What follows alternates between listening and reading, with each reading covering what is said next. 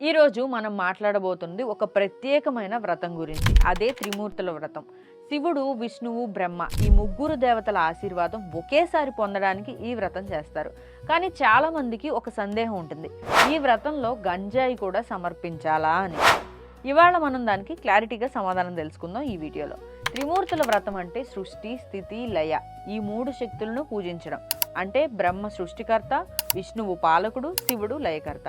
ఈ వ్రతం ద్వారా మన జీవితంలో శాంతి, ఆయురారోగ్యాల్ని, సంపదల్ని మరియు జ్ఞానం కలుగుతుందని విశ్వాసం ఉంది. ఈ వ్రతంలో కార్తీక మాసంలో వచ్చే ఆదివారం నాడు చేస్తారు. ఎందుకంటే ఈ నెలలో శివుడు, విష్ణువు, బ్రహ్మ ముగ్గురు పూజలతో సంతోషిస్తారని పండితులు చెప్తున్నారు. కొన్ని పాత పుస్తకాల్లో మాఘమాసం అనే ప్రస్తావన ఉన్నా శాస్త్రోక్తంగా మాత్రం కార్తీక మాసమే ఉత్తమమైన మాసం. పూజకు కావలసినవి పాలు, పళ్ళు, బెల్లం, పాయసం, పులిహోర, కొబ్బరి, తేనె, దీపాలు, పసుపు, కుంకుమ, తాంబూలం ఇవన్నీ సాత్విక నైవేద్యాలు. ఇవే త్రిమూర్తులకు ఇష్టమైన సమర్పణలు.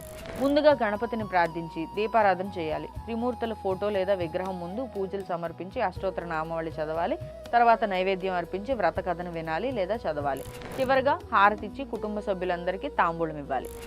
ఇప్పుడు మనం చెప్పుకోవాల్సిన ముఖ్యమైన విషయం గంజాయి గురించి. కొన్ని పాత ప్రాంతీయ పుస్తకాల్లో గంజాయి, నూనె, ఆకులు సమర్పించాలని రాసి ఉంటుంది. అది కొన్ని గ్రామాల్లో ఉన్న పద్ధతి మాత్రమే. కానీ శాస్త్ర ప్రకారం త్రిమూర్తుల వ్రతం సాత్విక వ్రతం. సాత్విక వ్రతాల్లో మత్తు పదార్థాలు వాడకూడదు. గంజాయి అనేది మత్తు పదార్థం కాబట్టి వ్రత నైవేద్యంగా పెట్టకూడదు. కానీ వ్రతంలో ధూపంగా వాడతారు కొన్ని ప్రాంతాల్లో.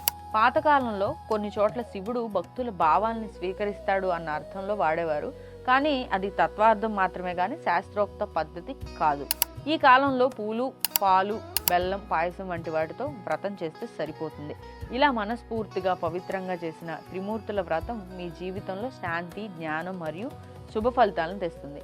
ఈ వీడియో మీకు ఉపయోగంగా అనిపిస్తే లైక్ చేయండి, షేర్ చేయండి.